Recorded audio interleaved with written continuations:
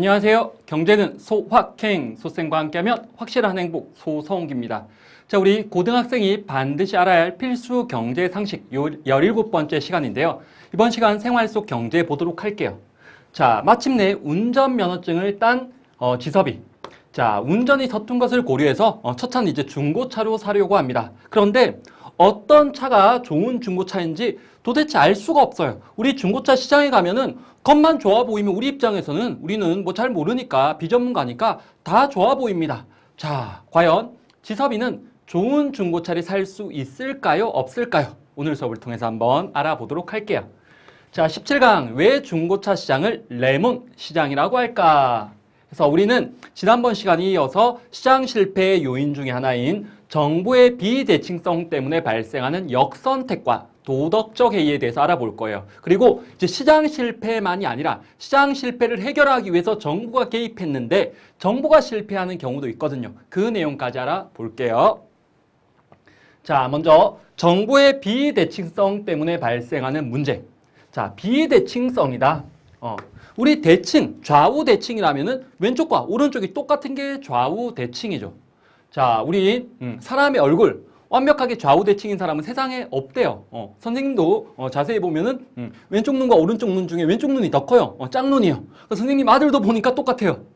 비대칭이에요. 그리고 사람들은 이 비대칭인 얼굴 중에 좀 더 선호하는 얼굴이 있대. 왼쪽, 오른쪽 중에. 그래서 이렇게 셀카를 찍을 때 사람들이 주로 자주 찍는 쪽이 있다는 거야. 주로 왼쪽이래요. 여러분 어느 쪽인지. 선생님은 좀 오른쪽이 더 자신 있는 것 같은데. 그래서 우리 이렇게 비대칭이란 건 같지 않은 겁니다. 그런데 정보가 비대칭적이다. 우리 완전 경쟁 시장에서 이전에 배웠던 완전 경쟁 시장에서는 거래 당사자 간에 완벽한 정보를 가정을 했었어요. 거래 당사자 간에, 그러니까 뭐 공급자든 수요자든 이 사람들 사이에 정보가 완벽하다. 서로 완벽하게 알고 있다라고 가정을 했어. 그런데 현실적으로 보면은 우리 파는 사람이 또는 사는 사람이 정보가 많거나 작은 경우가 대부분이거든요. 그래서 당연히 정보가 많은 쪽과 작은 쪽 중에 누가 유리하겠어? 많은 쪽이 유리하고 작은 쪽은 불리하겠지. 이러한 정보의 비대칭성 때문에 두 가지 문제가 발생을 해요. 바로 역선택과 도덕적 해이예요. 먼저 역선택입니다. 자, 우리 왜 역선택이라고 부르냐면 우리 나에게 최선의 선택인 합리적 선택을 해야 돼. 그런데 합리적 선택을 못하는 거야. 잘못된 선택을 한다. 그래서 역선택이에요. 자, 이건 정보가 부족한 쪽에서 자신한테 불리한 선택을 하는 겁니다. 정보가 부족한 쪽에서 자기에게 불리한 선택을 하는 거. 대표적인 게 바로 중고차 시장이에요. 중고차 시장. 자, 이 중고차 시장에서 이제 정보의 비대칭성 때문에 뭐 시장 실패가 발생한다. 이러한 걸 밝혀내서 2001년에 노벨 경제학상을 받은 유명한 경제학자가 있습니다. 바로 조지 에클럽이라는 학자인데요. 자, 이분은 중고차 시장이 있다면은 이러한 시장이 있다면 중고차 시장에는 좋은 중고차가 있고 불량 중고차가 있다는 거예요. 자, 좋은 중고차 그리고 불량 중고차. 근데 겉으로 보기에는 둘 다 좋아 보이는 거야. 겉도 안 좋고 속도 안 좋으면 아무도 안 사지 그거는. 자, 좋은 중고차는 겉과 속이 모두 좋은 중고차. 그리고 불량 중고차는 겉으로 보기엔 좋은데 속은 완전 뭐 이렇게 뭐 문제가 많은 거지. 그래서 사가지고 랄랄라 하면서 1km 갔더니 갑자기 시동이 꺼지는 뭐 이런 불량 중고차가 있어요. 자, 그런데 이 에클럽 교수는, 조지 에클럽 교수는 이 불량 중고차를 과일에 비유했는데 바로 레몬에 비유했습니다. 레몬에. 왜 레몬에 비유했냐? 우리 레몬 겉으로 보기엔 어때요? 색깔이 노랗고 아주 예뻐 보입니다. 맛도 엄청 좋을 것 같아요. 근데 깨물면 너무 신 거지. 그 겉으로 보기엔 좋은데 속은 안 좋은 거야. 반면에 겉과 속이 모두 좋은 걸 과일에 비유했어. 선생님이라면 당연히 사과라고 했겠지만은 교수님께서 사과를 잘 못 드셔서 뭐라고 비유를 했냐 하면은 복숭아로 비유를 했어요. 우리 복숭아 겉으로 보면 이렇게 분홍빛 뽀샤시하고 또 속도 엄청 달고 맛있잖아요. 자, 이렇게 비유를 한 겁니다. 자, 그리고 이 중고차 시장에 좋은 중고차를 팔려는 판매자도 있고 불량 중고차를 팔려는 판매자도 있어. 그러니까 쉽게 말하면 그냥 중고차 가게 사장이라고 해볼게요. 자, 중고차 가게 사장님이 이 차를 팔 때 최소한 얼마는 받아야 돼가 있겠지. 그래서 그걸 바로 최소 요구 금액이라고 그래요. 판매자 입장에서는 최소한 받고자 하는 금액이 있는 거야. 그래서 좋은 중고차는 한 1,000만 원은 받아야지 팔 거야. 반면에 불량 중고차는 나도 그게 안 좋은 건지 알거든. 그러니까 나도 이거는 뭐 500만 원만 받아도 돼. 이렇게 생각을 했어요. 그 다음에 우리 소비자의 입장에서는 어떤 물건 살 때 우리 최소 얼마 줄까는 없지. 우린 공짜면 제일 좋으니까. 단 우리는 나 이거 살 때 최대 얼마까지는 줄 생각이 있어. 우리 소비자 입장에서는 최대 지불용의 금액이 있어요. 최대한 얼마까지 낼 생각이 있는 금액. 그래서 우리는 좋은 중고차라면 한 1,200만 원까지는 줄 생각이 있어. 반면에 불량 중고차는 한 600만 원만 줄 생각이 있는 거야. 그런데 우리는 겉으로 봐서는 뭔지 모르겠어. 그럼 내가 1,200을 다 주면 혹시 그게 불량이면 나 너무 피해가 크잖아. 그래서 얼마쯤 주지 하다가 우리는 한 중간값이 한 900만 원만 줄 생각이 있는 거야. 좋은 차인지 나쁜 차인지 뭐 위험 부담이 있으니까. 자, 그러면 우리는 900만 원만 줄 생각이 있다면 이 좋은 중고차, 이 중고차 가게 사장 이 차 팔까 안 팔까? 안 팔아. 왜? 최소 1,000만 원은 받아야 되는데 900만 원밖에 안 준다고 그러면 안 파는 거지. 그러니까 좋은 중고차는 안 파는 거야. 반면에 불량 중고차는 아싸지, 아싸. 500만 원만 받아도 되는데 900만 원 준다고? 내가 이거 진짜 좋은 건데요. 특별히 내가 이거 이렇게 준다고 할 거야 아마. 그러면 결국 중고차 시장에는 좋은 중고차는 사라지고 뭐만 남아? 불량 중고차만 남는 거지. 바로 중고차 시장에 뭐만 설친다? 레몬만 설친다. 그래서 레몬 시장이라고 부르는 겁니다. 중고차 시장을. 근데 이 소비자 입장에서 어때? 내가 정보가 부족하기 때문에 결국 나는 좋은 차를 사고 싶은데 무슨 차만 사게 되는 거야? 불량 차만 사게 되는 거. 바로 역선택이지. 정보가 부족한 쪽에서 자신에게 불리한 선택을 하는 겁니다. 역선택. 자, 그 다음에 넘어가서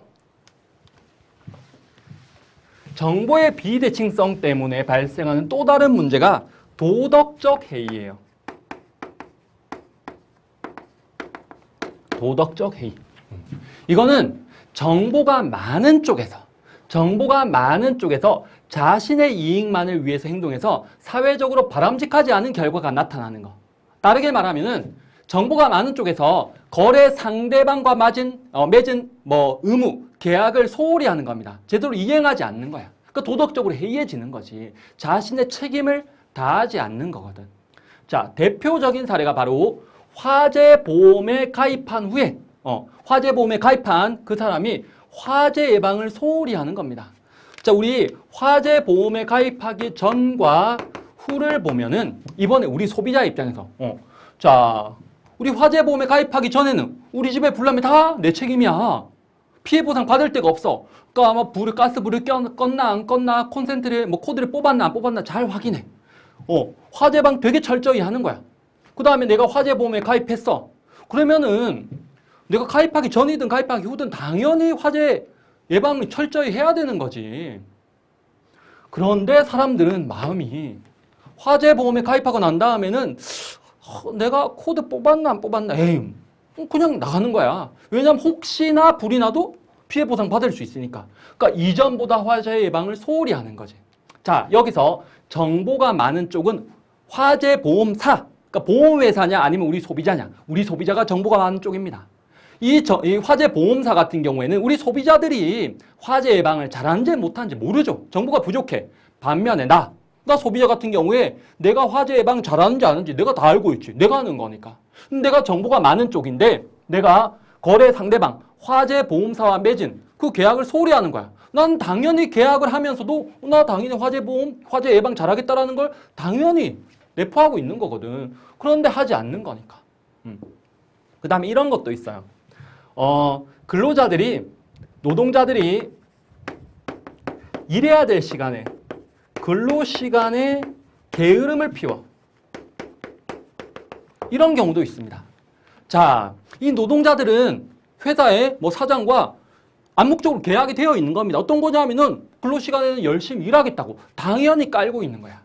자, 그런데 노동자들이 뭐 사장님이 왔을 때는 막 열심히 하는 척을 하다가 사장님이 가면 막 이렇게 뭐 핸드폰하고 딴 걸 한다고 해봐요. 뭐 이런 경우가 이제 가끔 있는데, 자, 이 경우에 정보가 많은 쪽이 누구야? 노동자들입니다. 나는 내가 노는지 일하는지 다 알고 있지. 하지만 사장님은 알 수가 없어요. 정보가 부족한 쪽이야. 그러니까 정보가 많은 쪽이 거래 상대방, 사장님과 맺은 계약의 의무 이행을 소홀히 하는 겁니다. 여러분은 안 이럴 것 같아요. 여러분도 이런 게 있어요. 뭐냐 하면 여러분들 학교에서 뭐 야자를 한다. 집에서 또는 뭐 자습을 한다고 여러분이 방에 들어갔어. 부모님한테 나 공부할 거야. 그러니까 나 가만히 냅둬. 건드리지 마. 하고 들어갔어. 그럼 부모님은 당연히 공부한다고 생각을 하고 계실 거야. 근데 여러분은 공부하다가 이제 뭐 핸드폰 막 하고 막 딴 걸 하는 경우가 많잖아요. 자, 근데 부모님이 잠깐 들으면 확 후다닥 하고 이제 공부하는 척을 하는 경우가 있잖아요. 솔직히 선생님도 그런 적이 있었는데, 자, 그러면 여러분들은 부모님과 약속이었어요. 뭐 부모님이 들어오든 안 들어오든 나는 그냥 공부 열심히 하는 게 나의 의무고, 그걸 우리가 계약을 한 건데, 그렇게 하기로 한 건데, 실은 부모님이 없을 때는 안 하고, 있을 때는 하고, 부모님은 정보가 부족한 쪽이지. 여러분은 정보가 많은 쪽이에요. 여러분이 노는지 공부하는지 다 알고 있으니까. 그러니까 정보가 많은 여러분이 정보가 작은 부모님을 속이게 되죠. 그러면 안 되는데, 그런 것들. 그런 걸 도덕적 해이라고 해요. 그런데 이 도덕적 해이가 원래는 이 경제적 용어였어요. 그런데 이게 이제 확장이 되어서 우리 사회 전반에서 널리 쓰입니다. 사회 전반적으로 그 자신이 맡은 뭐 자신에게 부여된 의무를 소홀히 하는 경우에 우리 대부분 도덕적 해이다, 모럴 해저드다라고 이야기를 해요. 예를 들면 뭐 우리 국민의 대표인 정치인들이 있어요. 근데 이 정치인들이 국민들과 실은 약속을 하는 거죠. 선거 때 내가 국민들을 위해서 최선을 다하겠다. 나 절대 나의 이익이나 이런 게 아니라 국민들의 공익을 위해서 하겠다. 라고 하고 내가 당선이 됐어. 그런데 이제 본인의 이익을 위해서 공익에는 위반된 일을 하는 경우도 있단 말이에요. 그런 것도 도덕적 해이라고 부를 수 있는 겁니다. 왜냐하면은 우리 계약 당사자, 우리 국민들과 정치인들 사이에서 그 정치인들은 국민들이 보든 안 보든 자기가 열심히 하겠다고 했거든. 그런데 실은 우리 국민들은 그 정치인들이 뭐 잘하는지 못하는지 알 수가 없죠. 대부분의 경우에는. 그러니까 우리는 정보가 부족한 쪽, 그쪽은 정보가 많은 쪽이야. 근데 그 정보가 많은 걸 이용해서 우리에게 뭔가 이렇게 속이는 경우들이 가끔 발생을 해요. 물론 대부분의 정치인들이 또 열심히 하고 계시지만은 아주 가끔 그런 경우들이 있습니다. 자, 이러한 도덕적 해이, 우리 사회에서 점점점 문제가 되어가고 있고 기업들에도 이게 많은 문제가 되어가고 있어요. 자, 이러한 도덕적 해이, 뭐 이런 문제를 해결하기 위한 대책을 볼게요. 자, 먼저 과장 광고 규제. 여기 앞에 있는 요 세 가지는 역선택을 해결하기 위한 대책들인데요. 자, 역선택. 정보가 부족한 거예요. 대부분 우리 소비자들이 정보가 부족하죠. 자, 그래서 기업들은 막 이거 팔면서 이게 어디에도 좋다, 뭐 진짜 좋다, 막 이렇게 과장 광고를 하는데 우리는 그게 진짜 좋은지 나쁜지 모르잖아. 우리는 그 광고를 그대로 믿는다고요. 그러니까 그러한 걸 못 믿게, 진짜 있는 효능만 이야기할 수 있게끔 정부에서 과장 광고를 규제하는 거야. 그래서 제대로 된 정보를 우리에게 주도록 하는 거지. 그 다음에 품질 인증제. 아까 중고차 시장 이야기했었는데, 근데 여러분, 중고차 시장에 안 좋은 차들이 많아. 그럼 중고차 시장은 없어졌어야 됐잖아. 우리가 처음에 한두 번은 속을 수 있지만은 계속 안 좋은 차만 있다면 아무도 중고차 안 살 거 아니야. 그런데 중고차 시장 어때요? 계속 살아남죠. 이유는 중고차 시장에 좋은 차들이 들어와. 그걸 판매자들이 소비자들에게, 우린 뭐 그 차가 좋은 차인지 안 좋은 차인지 모르지만 소비자들에게 내가 보증한다. 바로 품질 인증제를 하는 거야. 대표적인 게 뭐 1년 무상수리 이런 거지. 이 중고차 진짜 좋은 차다. 근데 우리도 못 믿는 거야. 어떻게 담보할래? 이거 혹시나 너가 산 다음에 문제가 생긴다. 그럼 내가 1년 안에 문제가 생기면 내가 무상으로 수리해 주겠다. 그럼 그 차가 진짜 좋은 차라는 그 정보를 우리에게 주는 거거든. 그 사람이 책임지겠다는 거고. 이런 품질 인증제를 할 수도 있습니다. 그 다음에 원산지 표시제. 뭐 우리 뭐 쇠고기 같은 경우에 그게 한우인지 수입산인지 우리는 모르잖아요, 솔직히. 그런데 우리 식당에 가면 원산지 표시를 하게 되어 있습니다. 뭐 한우다, 아니면은 뭐 수입산이다. 그리고 정부에서 그게 진짜 원산지 표시를 제대로 하고 있는지 아닌지 정부에서 계속 단속을 하잖아요. 그래서 만약에 원산지 표시 위반을 했다, 허위로 했다, 그러면은 이렇게 벌금을 부과하잖아요. 여러분 학교에 급식실 가도 이 원산지 표시제가 아마 있을 거야. 뭐 쌀은 뭐 국내산, 뭐는 국내산 이런 식으로. 그런 것들도 우리 소비자의 입장에서는 정보가 부족한데 그 판매하는 사람들, 생산자들은 정보가 많잖아. 그러니까 우리에게 정보를 주는 거지. 그래서 정보가 좀 비대칭적에서 대칭적이 될 수 있도록, 좀 같아질 수 있도록 해주는 겁니다. 그 다음에 도덕적 해이를 해결하기 위한 방법에는 이런 게 있어. 성과 상여금 제도. 아까 근로자들이 근로시간에 뭐 게으름을 피운다. 이런 거 해결하기 위해서 열심히 일해서 성과 많이 낸 사람에게는 상여금, 보너스를 주겠다. 그럼 사람들이 뭐 사장님 있든 없든 열심히 일을 할 수 있잖아요. 그 다음에 피보험자, 그러니까 보험을 든 우리가 자기 부담금 제도. 그러니까 만약에 화재가 내도 100% 해주는 게 아니라 나의 과실이 얼마인지를 따져서 보상을 해주겠다는 거야. 그럼 나도 마냥 화재 예방 안 하는 게 아니라 화재 예방을 열심히 하게끔 유인책을 제공하는 거죠. 자, 근데 이러한 것과 관련해서 그레샴의 법칙이라는 게 있어요. 그레샴의 법칙. 바로 악화가 양화를 구축한다라는 우리 경제학에서 또 유명한, 그리고 또 우리 뭐 일상생활 시사적으로 좀 쓰는 어렵긴 하지만 쓰는 용어예요. 여러분, 악화가 양화를 구축한다. 무슨 뜻일까요? 근데 이거 잘못 사용하는 경우들을 좀 많이 보게 되는데 이렇게 쓰는 거야. 잘못 사용해서 악화를 악화된다, 나빠진다 이렇게 해석해. 그리고 양화, 뭐 악화야 말고 양화니까 뭔가 좋아지는 거네. 그리고 구축은 뭔가 쌓아 올리는 것 같아. 그러면은 나쁜 일이 쌓이면 뭐 좋은 일도 된다? 그럼 우리가 아는 속담으로 사자성어로 세옹지마? 아니에요, 여러분. 그런 뜻이 아니야, 이거는. 여기서 악화라는 건 나쁜 돈이라는 뜻입니다. 양화는 좋은 돈, 양호한 돈, 그리고 구축이란 건 몰아낸다는 뜻이야. 그래서 영어로는 이거야. bad money, 나쁜 돈이 drive out good money. 나쁜 돈을 몰아낸다. 좋은 돈이 나쁜 돈을 몰아낸대. 근데 이걸 처음 말한 사람이 이제 토머스 그레샴이라는 영국의 금융가예요. 그래서 그 사람 이름을 따서 그레샴의 법칙이라고 해요. 자, 근데 왜 나쁜 돈이 좋은 돈을 몰아내지? 자, 여러분 설명을 해줄게요. 우리 요즘에 지폐를 사용해요. 근데 지폐는 좋은 돈, 나쁜 돈 이런 거 없어요. 이게 구겨졌든 아니면 이게 빳빳하든 어쨌든 만 원짜리의 가치가 있는 겁니다. 근데 옛날에 은화나 금화를 사용할 때는 좋은 돈, 나쁜 돈이 있었어요. 예를 들어서 여기 A 은화가 있고요. B 은화가 있다고 해볼게요. 둘 다 뭐 한 입짜리야. 둘 다 똑같은 액면가도 똑같아. 여기서 뭐 1 이렇게 적혀 있는 거야. 그런데 이 A 은화는 순도가 은의 함량이 90%야. 되게 좋은 은화야. 그런데 이 B 은화는 되게 은의 함량이 낮아. 은의 함량이 33%야. 그럼 여기는 좋은 돈이 뭐야? 이거지. 순도가 높은 돈이 좋은 돈이에요. 요건 나쁜 돈입니다. 그런데 시장에서 이게 사용되면 어떤 일이 벌어지냐면 사람들은 이 순도가 높은 은은 안 쓰고 챙겨둡니다. 왜냐면 나중에 이거 뭐 녹여서 팔면 되게 비싼 돈을 받을 수 있으니까. 이건 챙겨두는 거야. 그리고 이 순도가 낮은 저질 돈, 이것만 계속 유통이 되는 겁니다. 그럼 시장에서는 결국 나쁜 돈, 악화가 좋은 돈을 몰아내게 되는 거지. 자, 근데 이게 역사적으로 기원이 있었는데요. 뭐냐면은 영국의 헨리 8세. 헨리 8세가 재정이 너무 악화가 된 거야. 그래서 머리를 썼어. 어떻게 했냐면은 당시 통용되던 은화의 은의 함량을 엄청나게 낮췄어. 그러니까 은을 많이 세이브 시킨 거지. 그걸로 되게 재정 수입을 많이 늘렸어요. 그게 바로 이거였어. 그 당시 통용되던 은화는 순도가 90% 이상이었대요.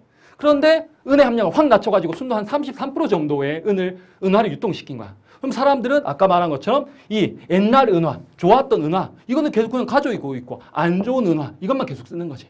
그리고 또 어땠냐면 이 은화를 사람들이 계속 갈아.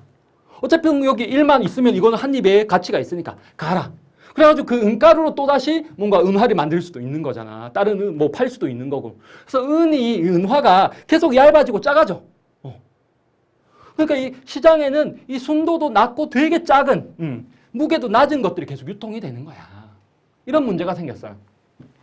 근데 나중에 이 토머스 그레샴이 영국의 재정 고문관이 되는데요. 엘리자베스 1세 때. 근데 엘리자베스 1세가 바로 헨리 8세의 딸이에요. 이 엘리자베스 1세 때 이 토머스 그레샴이 그 재정 고문관이 되어서 엘리자베스 1세에게 이렇게 이야기를 합니다. 질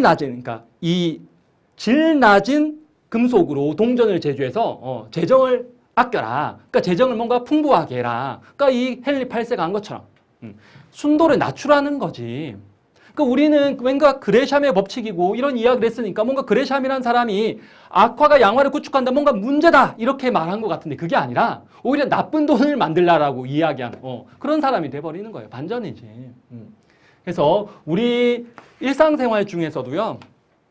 우리 불법 소프트웨어 있죠.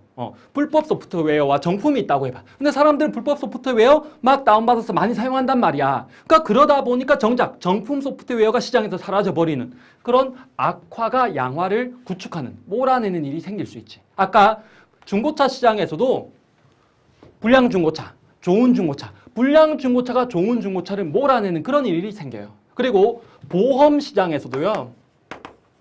보험 시장에 되게 선의의 가입자, 진짜 나는 순수하게 혹시 나중에 뭔가 문제가 생길 수 있으니까 나 뭐 화재 예방 같은 거 철저히 하는데 혹시 모르니까 가입하는 사람이 있고 이걸 악용하는 사람, 뭔가 보험 사비하는 사람, 이런 사람이 있다고 해봐요.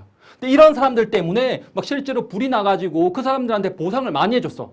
그럼 보험사 입장에서는 비용이 들어갔으니까 보험료를 점점 높이겠지. 그 보험료가 점점 높아지면 어떻게 되겠어? 선의의 가입자들은 보험료가 너무 비싸니까 가입을 안 하고 보험시장에는 이런 악용하는 사람들만 남아있을 수도 있는 거잖아. 바로 악화만 남아있을 수도 있는 거지. 이렇게 그레샴의 법칙이라는 게 우리 일상생활에서도 적용이 된다는 겁니다. 자, 넘어가서 이제 정부 실패를 보도록 할게요. 우리 시장 실패 때문에 그러한 걸 해결하기 위해서 정부에서 개입을 했는데 정부가 개입해서 문제를 잘 해결하면 문제가 없지만은 정부의 개입이 지나치거나 잘못되어서 오히려 상황을 악화시키는 경우, 해결 못하는 경우도 있어. 그런 걸 정부가 실패했다 해서 정부 실패라고 하는데요. 자, 정부 실패의 원인을 보면은 먼저 불완전한 정부와 미래의 불확실성. 우리 정부에 있는 관료들, 뭐 정책을 결정하는 사람들, 이런 사람들이 실제로 각 분야의 전문가들이긴 하겠지만 완벽한 전문가들은 아닐 수 있잖아요. 예를 들면 농업 관련 정책을 뭐 시행하려고 한다, 만들려고 한다. 농민들만큼 전문가는 아닐 거잖아, 아마. 그 분야에 대해, 특정 분야에 대해서. 그러니까 그러한 사람들이 정보를 모아서 정책을 만든다면 그런 게 완벽할 수는 없는 거죠. 그리고 그런 불완전한 정보를 바탕으로 정책을 만들어서 시행했을 경우에 그 정책이 100% 문제를 해결한다고 담보할 수는 없는 겁니다. 그 다음에 정치인들도, 정부 관료들도 이기적인 개인이야. 애덤 스미스가 말한 대로. 그러니까 공익을 위해서 정책을 결정해야 되는데 본인의 이익을 위해서 정책을 결정하는 경우도 있어요. 특히 정치인들 같은 경우에는 기본적으로 선거에서 살아남아야 되잖아요. 그러려면은 유권자들한테 내가 이렇게 많은 업적을 남겼다라고 광고를 해야 되잖아요. 그래야지 유권자들이 그걸 보고 아 진짜 열심히 했구나. 그래서 표를 또 찍어질 수 있잖아요. 그런데 그렇게 내가 뭔가를 했다라고 실은 이야기할 때 눈에 보여야지 하지. 눈에 안 보이는, 예를 들어서 뭐 진짜 저소득층에 또는 뭐 우리 사회의 독거노인분들을 위해서 뭐 했어. 근데 그게 눈에 안 보이는 거야, 그런 게. 근데 그런 거 말고 내가 큰 건물을 지어가지고 이것 봐라, 이게 내가 했다. 이러면 우리 더 임팩트가 있을 수 있잖아요. 그렇게 뭔가 보여주기 식으로 하는 경우도 있어요. 그런 걸 바로 전시행정이라고 합니다. 이런 경우도 있어. 그리고 정부에서 정책을 결정할 때 국민 전체의 이익보다는 특정한 이익 집단의 압력 때문에 그 이익 집단의 목소리를 들어주는 경우도 있고 정치적 타협에 의해서 정책을 결정하는 경우도 있어. 우리 당에서 이거 양보할 테니까 니네 당에서 이거 좀 들어줘. 이런 식으로. 그 다음에 관료 조직의 이윤 동기 부족. 우리 관료 사회, 뭐 공무원 사회 같은 경우에는 기본적으로는 경쟁보다는 좀 안정을 지향해요. 그리고 우리 회사 같은 경우에는 뭐 경쟁 그리고 뭐 성과에 따라서 월급을 주는 경우가 많지만은 공무원 사회에서는 기본적으로는 성과보다는 경력, 오래 일하면은 월급이 올라간단 말이야. 그러니까 일반 민간 기업들보다는 이윤 동기가 좀 부족할 수도 있죠. 물론 공무원들 대부분 열심히 하고 계시지만은 구조적으로 이러한 문제가 있을 수 있다는 겁니다. 그리고 선생님이 과거에 샤워실의 바보로 든 적이 있었죠. 시차라는 걸 고려하지 못하고 너무 성급하게 왔다 갔다 하는 그런 문제도 있고, 그리고 정부에서 진짜 긍정적인 의도로 했는데 예상치 못한 영향이 발생하는 경우도 있어. 대표적인 게 바로 최저임금제죠. 우리 최저임금제라는 건 최저임금도 못 받는 저임금 노동자들을 위한 거였지만 의도하지 않게 뭘 발생시킬 수도 있다? 바로 실업을 증가시킬 수도 있다라는 그러한 예상치 못한 문제가 발생할 수도 있어요. 자, 이러한 요인들 때문에 문제가 발생할 수 있다. 그래서 이걸 해결하기 위한 방안으로 너무 과도한 불필요한 규제는 좀 없애자. 단 뭐 소비자의 안전이라든지 우리 사회의 약자를 보호하기 위한 규제 없애는 게 무조건 좋은 건 아니거든요. 필요한 규제는 반드시 유지를 해야 되겠죠. 뭐 더 강화할 수도 있는 거고. 그 다음에 관료 조직에 공무원 사회의 유인, 경쟁을 도입할 수도 있습니다. 그래서 대표적인 게 바로 공기업 민영화. 정부에서 운영하던 공기업을 민영화, 매각해서 민간 기업으로 만들 수도 있어요. 근데 이것도 어떤 논란이 있을 수 있는데요. 그러니까 돈 버는 게 우선, 이런 게 우선인 공기업이다. 그럼 실은 그거는 민영화에도 별 문제 없습니다. 일반 기업과 큰 차이가 없으니까. 그런데 뭐 국민들의 복지나 공익을 위한 뭐 공기업이 있을 수 있어요. 예를 들면 의료보험 같은 경우엔 의료보험은 국민 전체의 복지, 특히 우리 사회 약자들이 지켜주는 게 큰데 그걸 민영화했어. 대표적인 이제 미국인데 미국은 의료보험이 민영화되어 있거든요. 그러면은 돈 많은 부자들 같은 경우에 많은 보험료를 내고 또 질 높은 서비스를 받을 수 있지만 그렇지 않은 사람들 같은 경우에는 너무 보험료가 비싸기 때문에 보험에 가입 자체를 못할 수도 있고 보험에 가입 못해서 내가 뭐 어디 아파서 병원 갔다 그러면은 의료비가 상당히 엄청나게 나올 수도 있거든요. 그래서 공기업 민영화도 우리가 신중하게 결정을 해야 되고 그리고 공익성이라는 걸 반드시 따져야 된다라는 겁니다. 그리고 공무원 사회에서도 성과 상여금 제도 같은 걸 도입해서 공무원 사회에도 이렇게 경쟁의 요인을 좀 더 들어올 수 있습니다. 그리고 우리 제일 중요한 건 이건 것 같아요. 우리 시민들의 참여와 견제. 그러니까 우리가 뭐 투표 한번 하고 정치인들이 잘할 거야 이렇게 생각하면 그건 너무 순진한 생각이죠. 역사가 이야기하는 거는 견제받지 않는 정치 권력은 항상 부패할 수밖에 없습니다. 우리 정치 권력에서 잘하면 또 우리가 칭찬해주고 우리가 또 지지해주고 잘못하면 우리가 견제하고 우리가 비판도 해야 되는 거죠. 그래서 대표적인 게 이제 우리가 선거에 참여해서 우리가 지지하는 또 잘하는 정치인에게 표를 줄 수 있는 거고 또 그 정치인이 당선이 돼서 정치 활동을 하는 동안에도 우리가 끊임없이 관심 또 비판을 해야 되는 거죠. 자, 이 정부 실패와 관련해서 또 시사적인 용어가 있는데요. 바로 레드테이프 현상이라는 거예요. 이건 뭐냐면은 행정 분야에서 그러니까 정부에서 어떤 걸 할 때 너무 불필요한 형식, 절차에 얽매이는 경우 이런 걸 레드테이프라고 하는데요.